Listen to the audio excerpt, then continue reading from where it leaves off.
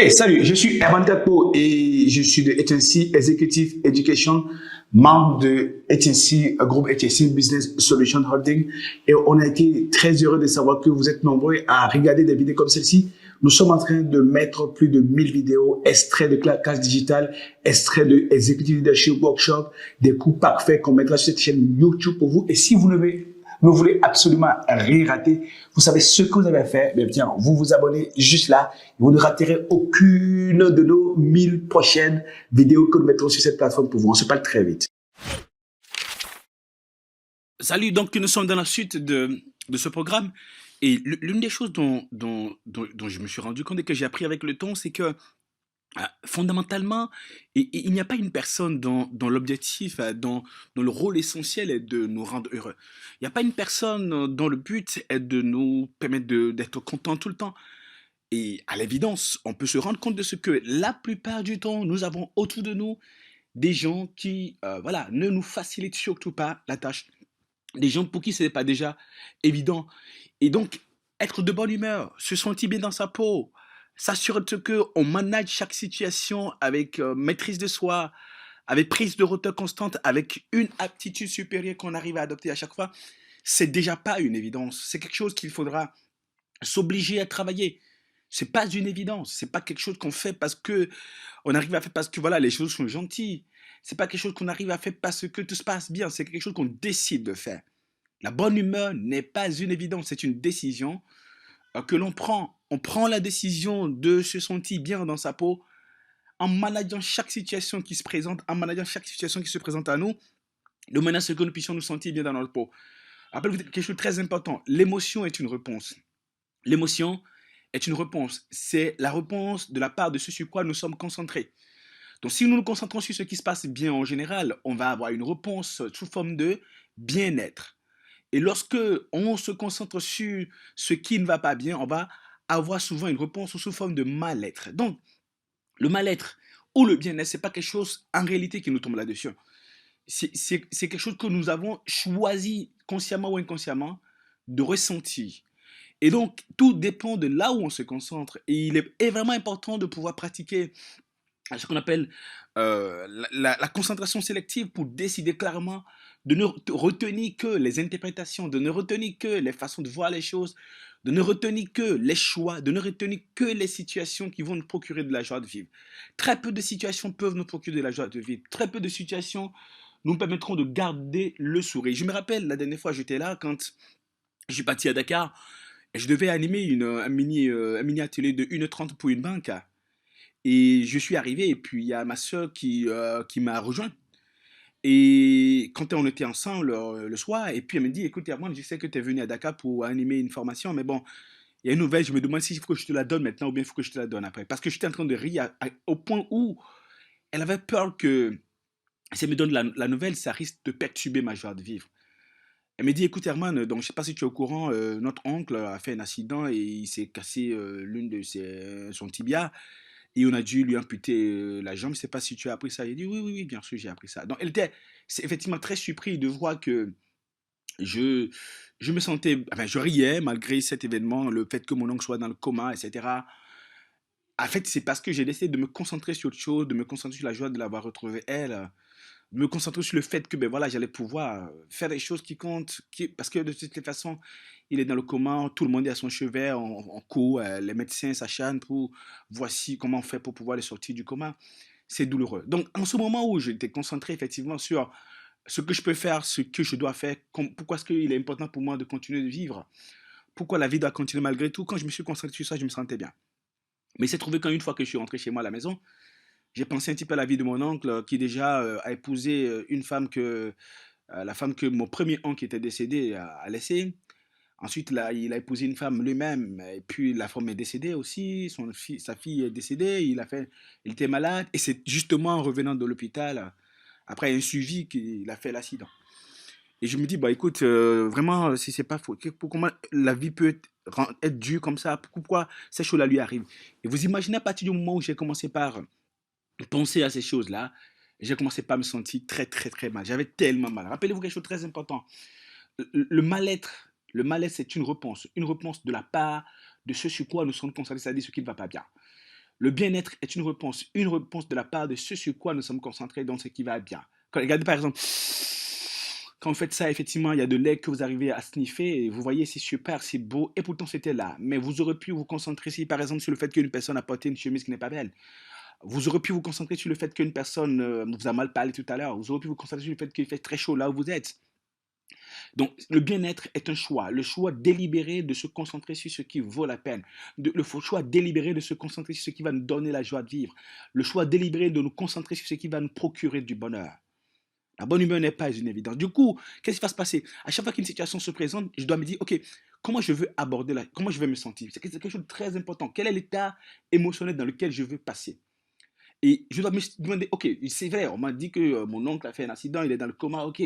On m'a dit que ce paiement n'aura pas lieu, OK. On m'a dit que je n'aurai pas cette promotion cette fois-ci, OK. L'augmentation prévue ne sera pas le cas, le marché qu'on nous a promis, on n'aura pas finalement ce marché, d'accord. Donc on nous a dit tout ça, OK, très bien. Maintenant, malgré cette information qui est arrivée, comment est-ce que moi je vais me sentir? Et sachant comment je vais me sentir, comment je dois aborder la situation de manière à me sentir bien. Je me rappelle, j'étais sur un contrat hein, que j'étais sûr de pouvoir avoir. Et puis finalement, on m'a pas donné le contrat. Dans la foulée, c'était ma extraordinaire. Tu sais, l'univers sait faire les choses, Dieu sait faire les choses, de sorte que la remplaçabilité est immédiate. Donc, il s'est trouvé qu'une entreprise m'a demandé un contrat. Et bon, j'ai su qu'on allait me choisir parce que j'avais déjà coaché des gens pour l'organisation. À ma grande surprise, je n'ai pas été sélectionné. Et dans la foulée, le lendemain, hein, après qu'on m'a notifié que je ne serais pas sélectionné, eh bien, une autre organisation a sollicité du coaching. Ouais. Qu'est-ce que j'ai fait? J'ai pris l'offre que j'avais envoyée à la première organisation, je l'ai corrigée, j'ai vu que j'ai laissé des coquilles. J'ai corrigé l'offre et puis j'ai envoyé à la deuxième organisation. Imaginez ce qui s'est passé. Ben, tiens, j'ai été sélectionné. Pour dire quoi? Pour dire que, ben, tiens, au moins, si je n'ai pas été sélectionné, au moins, j'ai pu préparer cette offre pour la première fois. Au moins, j'ai préparé une offre en anglais. Au moins, je sais que je peux l'améliorer pour pouvoir la proposer à des organisations de même facture qui peut-être ont le même besoin. Et ça peut me permettre de garder la bonne humeur. C'est la façon dont nous abordons la situation qui va faire que si on va se sentir bien dans notre peau ou pas.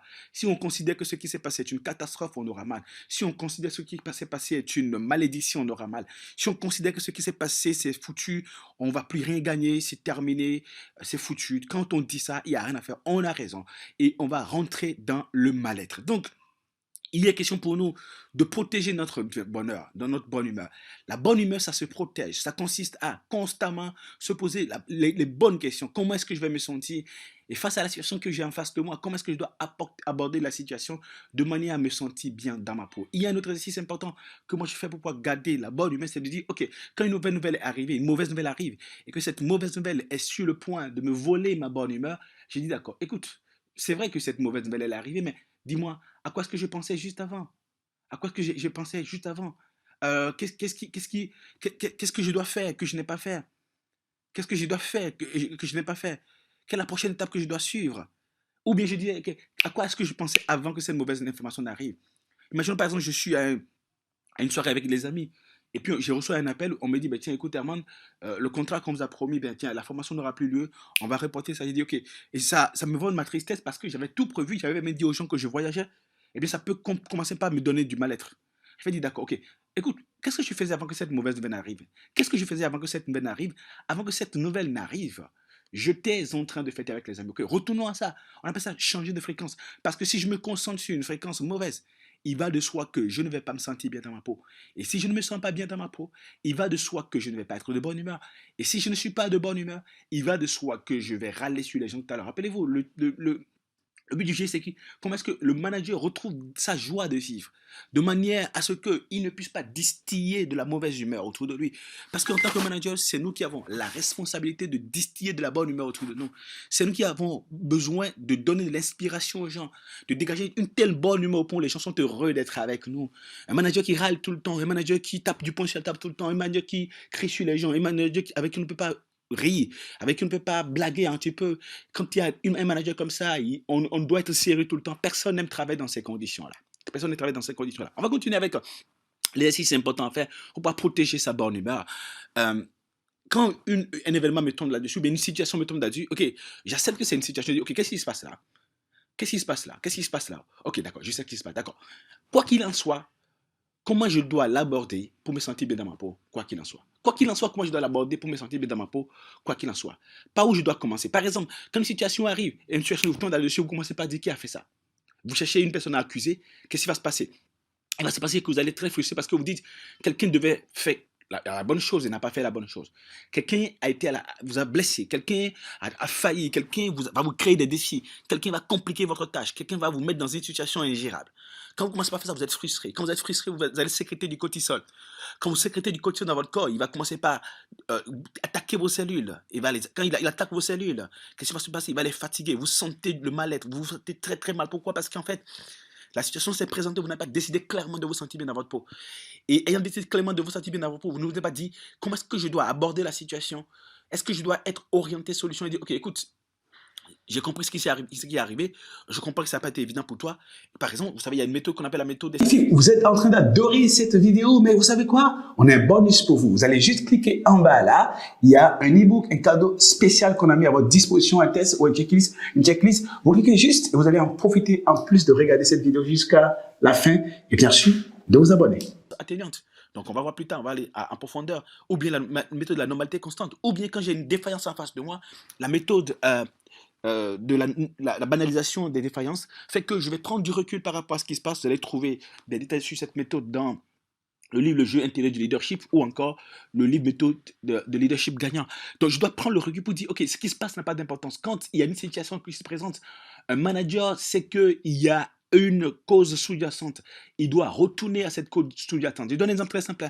Qu'est-ce qui fait qu'en général, avec nos collaborateurs, nous sommes tellement frustrés par leur attitude et on a envie de leur casser la gueule. On a envie de leur casser la gueule parce qu'on se dit, tiens, le mec, il déconne grave. Il le fait exprès. Il le fait exprès. Cet esprit qu'il a décidé de me faire du mal. Cet esprit qu'il a décidé de me casser la gueule. Il a fait ça pour me provoquer. C'est parce qu'il ne veut pas travailler. J'ai envie de me débarrasser de lui. D'ailleurs, il faut que je me débarrasse de lui. Quand on dit ainsi, pourquoi? On dit ainsi parce qu'en fait, on n'a pas décidé clairement de prendre le contrôle de la situation. On va me dire, mais Herman, comment est-ce qu'on prend le contrôle de la situation?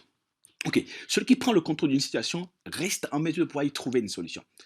Maintenant, si je dois trouver une solution, il faut que je connaisse la cause. Que je dois connaître la cause, il faut que je puisse naturellement retourner à cette cause-là et laisser tomber la défaillance en face. Je dois banaliser la défaillance en face. Quand on ne sait pas prendre le recul nécessaire pour pouvoir banaliser la défaillance en face de soi, eh bien, on tombe dans le piège de l'intoxication, de la contamination. On laisse la situation nous contaminer. Et nous laissons la situation nous contaminer parce que nous voyons une défaillance en face de nous et on pense que c'est la fin du monde. Comme on dit, quoi qu'il en soit, à la fin de la journée, la vie va toujours continuer. Maintenant, il y a deux types de personnes. Il y a ceux qui disent qu'est-ce qui se passe et qui a fait ça. Et il y en a qui disent qu'est-ce qui se passe, comment on gère ça, sachant ce qui se passe, que faire pour l'améliorer. Et donc, quand vous posez des questions orientées solutions, quand vous vous éloignez de la défaillance, vous ne laissez pas la défaillance vous contaminer et vous revenez aux causes sous-jacentes et que vous cherchez à trouver la solution, vous allez vous sentir bien dans votre peau. D'ailleurs, qu'est-ce qui se passe quand on cherche à trouver la solution? On met son cerveau au travail. Le cerveau qui se met au travail, qu'est-ce qu'il va se faire? Il va chercher tellement la solution, il est tellement déterminé à trouver la solution qu'il sécrète de l'endorphine. L'endorphine va forcer la sécrétion de la dopamine qui va irriguer la sécrétion de nouvelles microneurones qui vont me permettre de trouver la solution, qui vont me donner l'intelligibilité, l'intelligence pratique nécessaire pour pouvoir être orienté solution et travailler à trouver des solutions. C'est ce que font les gens qui arrivent à trouver des solutions aux situations qu'ils ont en face d'eux, qui gardent le contrôle et qui ne se laissent pas avoir par les défaillances qui sont en cours, qui ne se laissent pas contaminer par les défaillances qui sont en cours. La chose importante, c'est que les gens vont dire, bah oui, c'est vrai, bon, écoute, je peux pas laisser ça. Je peux pas laisser couler. C'est pas la première fois qu'ils font ça. Ils ne font que font la même chose à chaque fois. Hier, ils ont fait ça. J'ai dit, c'est pas évident. Aujourd'hui, ils ont repris la même chose. Moi, je suis vraiment fatigué. Mais la question n'est pas de savoir à quel point je dois rester patient. La question est de savoir à quel point je veux continuer de faire ce qui est digne de mon rang.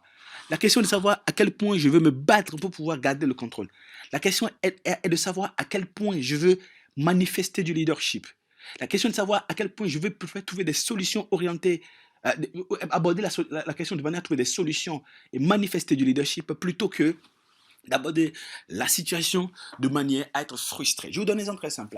L'une des choses qui nous arrive souvent dans nos entreprises ou dans nos organisations, c'est ce qu'on appelle le fighting par email. Le fighting par email, c'est quelque chose d'extraordinaire. d'extraordinaire. Je vais donner des exemples par rapport à ça déjà, mais je reviens un petit peu là-dessus pour dire, quand quelqu'un vous provoque par email et vous déshabille, il y a une situation, le gars, il est en face de vous, vous êtes dans le même bureau, vous êtes dans le même palier, vous êtes au même département, il peut bien vous envoyer un mail. Ou bien vous appelez, vous faites une réunion pour pouvoir trouver ensemble une solution par rapport à cette situation. Non, il ne le fera pas. Il préfère envoyer un mail à tout le monde et vous déshabiller, vous dire, voilà, monsieur Kouadio, moi je ne vous comprends pas. Comment se fait-il que cette situation, ce dossier est là depuis longtemps, depuis un mois, je vous ai demandé des informations. Donnez-moi les informations, faites votre travail. Votre département est là pour me fournir les informations. Mais on me met la pression. Je vous dis, faites votre travail. Donc il envoie un mail comme ça. Il envoie le mail dans le but de vous provoquer. Il envoie le mail dans le but de vous faire perdre. Vous allez dire, ok, qu'est-ce qui se passe là? Comment je dois aborder la situation de manière à me sentir bien dans ma peau? Est-ce que c'est en en réagissant de la même manière que lui? Est-ce que c'est en envoyant un mail et en mettant tout le monde en copie, en l'insultant comme il m'a insulté, en le déshabillant tel qu'il m'a insulté? Est-ce que c'est ça qui va faire que je vais me sentir bien dans ma peau? Est-ce que c'est ça qui va faire que je vais garder mon rang de leader? Parfois, quand on fait du fighting par email, et puis on s'envoie le mail, l'autre envoie, l'autre envoie, l'autre envoie, finalement, il y a des gens qui sont en copie, ils disent, mais what is happening to them? What is happening to them? Qu'est-ce qui leur arrive? What the hell is happening to them? What the hell they are doing? Donc, on va dire, mais qu'est-ce qui leur arrive? Et on est en train de dire que vous êtes des enfants. Et vous allez dire, non, moi, je ne vais pas faire partie des enfants. C'est vrai que lui, il m'a provoqué. C'est vrai que lui n'a pas fait ce qu'il doit faire pour que nous puissions trouver des solutions. Il n'a pas fait ce qu'il doit faire pour que nous puissions régler cette situation en gentleman. Il a voulu me déshabiller, c'est vrai. Mais moi, je vais manifester du leadership. Moi, je vais avoir une attitude complètement meilleure. Je dois montrer que moi, je suis un leader. Et donc, moi, je lui dis, écoute, j'ai reçu ton mail. Je souhaite passer te voir à la salle de réunion. Nous allons réfléchir ensemble sur comment nous allons trouver une solution de manière à ce que ce dossier puisse être bouclé. Qu'est-ce que tu penses de venir dans ton bureau? Vous allez dans son bureau et dire, OK, vous avez dit qu'il y a 5 choses que nous n'avons pas fait. Voici les 3 choses que nous on pense que vous avez besoin de faire pour qu'on puisse mieux vous aider. Quelle est la date suivant laquelle vous pensez que vous pouvez les faire? Voici le calendrier suivant lequel nous on peut faire ce que vous nous demandez. Et ensuite, vous revenez en arrière et vous occupez de faire ce que vous avez fait à votre niveau. Une fois que vous le faites, qu'est-ce qui se passe? C'est que vous trouvez un terrain d'entente maintenant. Et vous revenez, vous dites, OK, bonjour cher ami, comme on a discuté dans ton bureau tout à l'heure face à la situation que tu as posée par email en dessous, eh bien, on a trouvé une solution. Tu as dit que sur un délai de une semaine, vous pourrez nous faire les 3 choses. Nous aussi, sur un délai de 10 jours, une fois qu'on a les informations, on pourra le faire. Donc, je pense que ce dossier, d'ici 15 jours, 2 semaines maximum, pourra être bouclé. Je te remercie de ta coopération. Nous allons faire un point à la direction générale pour qu'on puisse nous aider à trouver une solution. Donc, voilà comment font les gens qui cherchent des solutions. Voilà comment font les gens qui veulent produire du résultat. En fait, le but du jeu, c'est très simple. Étant donné que le but de la vie, c'est d'être heureux et se sentir bien dans sa peau et avoir le sentiment d'être utile à quelque chose, lorsqu'une situation se présente, en réunion, en famille, au téléphone, par email, lorsqu'une situation se présente, ou bien quelqu'un me fait une queue de poisson, quelqu'un me provoque amèrement, premièrement, je dois me rappeler que la provocation est un test de maturité. La personne qui me provoque veut voir à quel point je vais tomber aussi bas que lui. Et donc, moi, je ne peux pas me laisser faire. Il me faut des exercices précis. Il me faut réfléchir, il me faut retourner à moi-même pour faire le travail à faire sur moi, pour ne pas perdre ma joie de vivre, pour ne pas perdre mon bonheur, et surtout pour ne pas me laisser fouler par terre, pour ne pas me montrer comme lui, pour ne pas tomber aussi bas que cette personne. Une personne qui vient vous provoquer veut voir à quel point vous allez vous montrer très fort, veut voir à quel point vous allez vous montrer plus fort qu'elle, veut vous montrer à quel point vous êtes un leader, il veut vous voler votre joie de vivre. Il vous fait perdre votre sang-froid. Vous ne le laissez pas faire. Vous dites, OK, avant que vous ne puissiez réagir, réfléchissez et demandez-vous, posez-vous les 3 questions suivantes. La première question, c'est des questions pour protéger sa joie de vivre et sa bonne humeur. Est-ce que ma réaction va me permettre d'être heureux? Si elle ne va pas me permettre d'être heureux, quelle est la réaction que je dois avoir pour pouvoir me sentir bien dans ma peau? Est-ce que ma réaction va me permettre de me sentir bien dans ma peau? Si ma réaction ne va pas me permettre de me sentir bien dans ma peau, quelle est la réaction que je dois avoir? Il y a des gens qui disent, non, quand on clash, quand on va au clash, quand on gueule, effectivement, ça permet de se sentir bien dans sa peau. Oui, vous vous sentez bien dans votre peau parce que vous êtes heureux et vous avez pris du plaisir à humilier l'autre. Vous avez pris du plaisir à insulter l'autre. Vous avez pris du plaisir à rabasser l'autre. Vous avez pris du plaisir à lui dire des choses qui vont lui faire mal. Et vous avez vu qu'il a eu mal. Et le fait que vous avez vu qu'il avait mal, ça vous a fait plaisir. Qu'est-ce qu'on appelle ça? On appelle ça être un bourreau. Et je ne suis pas sûr que vous allez manifester du leadership en étant un bourreau tout le temps. Et il y a des gens qui passent leur temps à le faire. Et il y a des gens qui parlent mal à leurs collaborateurs et les collaborateurs rentrent dans la salle de bain ou bien la salle d'eau pour pouvoir pleurer un peu. Et ils disent un jour ça va finir. On ne peut pas travailler avec des gens. Un manager qui martyrise autant, qui cause autant de tort aux gens, eh bien, quand on fait autant de mal aux gens, effectivement, ils ne peuvent pas être heureux de travailler avec nous. Ils ne peuvent pas être heureux de travailler avec nous. Et quoi qu'il en soit, troisième question importante que je dois me poser. Est-ce que la réaction que je m'en vais avoir va me permettre d'avoir une attitude supérieure et manifester du leadership exemplaire? Rappelez-vous, une personne qui vous provoque veut que vous descendiez très bas, veut que vous amenez le débat très très bas. Et ce n'est pas toujours évident d'adopter une attitude supérieure. Mais vous devez dire, OK, quelle est la manière dont je dois aborder la situation? Comment je dois réagir pour qu'à la fin de la journée, on sache entre lui et moi qui est le leader. On sache entre lui et moi qui a montré une attitude supérieure. On voit clairement que, tiens, je me suis montré plus élevé que lui. Et c'est une responsabilité personnelle. Il n'y a personne dont le but sera de venir nous aider à nous tirer d'affaire. C'est à nous de nous battre. La bonne humeur, ça se protège. Et la bonne humeur, ça se protège surtout en fin de journée. Il y a un exercice important à faire, ce qu'on appelle l'assiette du bonheur, qui est que à la fin de chaque journée, il y a de fortes chances que si je ne fais pas attention, j'aurai beau bien faire, passer une bonne journée jusqu'à 18h, une mauvaise nouvelle qui vient à 18h, une panne qui vient à 18h, un dossier important ou bien une confirmation importante que j'attendais qui n'est pas arrivée, ça peut me voler ma joie de vivre si je ne décide pas clairement de garder ma joie de vivre. À ce niveau, c'est très simple. Il faut faire l'exercice de l'assiette du bonheur, qui consiste à tout faire pour terminer cette journée sur une bonne note. Alors, comment on fait pour terminer cette journée sur une bonne note? On termine cette journée sur une bonne note en se posant 3 questions essentielles. 1. Quelles sont les bonnes nouvelles de ma journée? 2. Avec ces bonnes nouvelles, je peux dire que j'ai passé une bonne journée. Pour le reste, demain est un grand jour. Pourquoi? Parce qu'en fait, le bonheur est dans le progrès. Le bonheur, on est heureux non pas parce qu'on a tout fait, on a réussi à tout faire. On n'est pas heureux parce que tout se passe bien. Le bonheur est dans la liste que vous faites. Le bonheur est dans la liste que vous faites. Et il faut s'assurer que vous faites la liste des choses qui se passent bien dans votre vie. Par exemple, nous avons 2 types de listes que nous pouvons faire. 1. Nous pouvons faire la liste de nos déboires ou bien on peut faire la liste de nos exploits. Rappelez-vous, on peut faire la liste de nos déboires ou bien on peut faire la liste de nos désexploits. Mais quand une personne fait la liste de ses exploits, quand la personne fait la liste de ses exploits, elle a l'impression que tout va bien dans sa vie et elle a le bonheur nécessaire, elle distille du bonheur autour d'elle et elle a l'enthousiasme, elle a la bonne dynamique, elle a la joie, elle a la passion, la joie de vivre qui fait qu'elle travaille plus facilement avec les gens, elle est clémente, elle est patiente, elle sait prendre les gens de manière à produire du résultat. Et si nous ne mettons pas en place un dispositif pour pouvoir faire constamment cet exercice de l'assiette du bonheur, pour dire, je préfère faire la liste de mes exploits du jour plutôt que la liste de mes déboires. Maintenant, comme on a dit, l'émotion est une réponse. Le mal-être est une réponse. C'est la réponse de la part du mal sur lequel on se concentre, des déboires sur lesquels nous sommes en train de nous concentrer. Le bien-être est une réponse. C'est la réponse de la part de ce sur quoi nous nous concentrons. Le bien-être, c'est une réponse. Est-ce que vous voyez un peu? Et si je me concentre sur mes exploits, je vais sentir le bien-être. Je vais me sentir bien dans ma peau.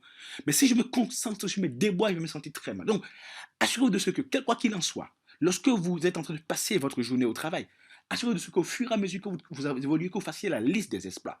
Quand vous avez un collaborateur dont vous avez une mauvaise image, eh bien, on n'a pas une mauvaise image de collaborateur parce qu'il est purement mauvais. Vous avez une mauvaise image du collaborateur parce que vous êtes en train de vous concentrer sur ses déboires, sur les choses qu'il n'arrive pas à faire, sur les choses qu'il fait et qui vous énervent en général. C'est pour ça que vous êtes de très très bonne mauvaise humeur avec lui. Vous pouvez décider de dire, ok, je me concentre sur ce qui va bien. Je me concentre sur ce que j'ai pu faire. Rappelez-vous, personne n'arrive au jour suivant en étant la même personne. Nous arrivons toujours au jour suivant en étant meilleur. Il faut apprécier le bonheur. Comme on dit, je ne suis pas encore là où je veux être, mais je ne suis plus là où j'étais. Quand vous avez accompli 10 tâches vous avez 10 tâches que vous voulez accomplir dans une journée et que vous avez pu accomplir au moins 2 tâches sur les 10, eh bien, hier, vous étiez à moins 10 tâches. Aujourd'hui, vous êtes à plus de tâches. Donc, vous n'êtes plus au même niveau. Il faut apprécier le bonheur. Pourquoi? Parce que le bonheur est... Apprécier le progrès, du moins. Pourquoi? Parce que le bonheur non seulement est dans l'appréciation, mais le progrès, mais le bonheur est dans l'appréciation du progrès réalisé. Le bonheur est dans l'appréciation des exploits qu'on a pu réaliser. Et c'est seulement ceux qui se concentrent sur les exploits qu'ils ont pu réaliser qui arrivent à trouver la joie de vie constante, qui distille le bonheur partout, qui donne envie aux gens de travailler avec eux, qui dit c'est magnifique, c'est super, parce qu'ils se concentrent sur ce qui va, le temps de trouver la joie, le temps de créer les conditions et d'améliorer ce qui peut s'améliorer. C'est ainsi que le manager commence par progressivement être heureux, qui revient aux choses qui valent la peine, aux choses nécessaires à faire de sa part à lui, de manière à ce que les gens soient heureux de travailler avec lui. Oh, magnifique. Je suppose que vous avez adoré la vidéo que vous venez de regarder. Et pourquoi est-ce que vous allez rester juste là? Il y a juste une autre vidéo là. Vous cliquez juste et vous pouvez commencer par adorer nos contenus pour changer votre façon d'être et de faire, développer votre potentiel et améliorer vos résultats. On se parle très vite.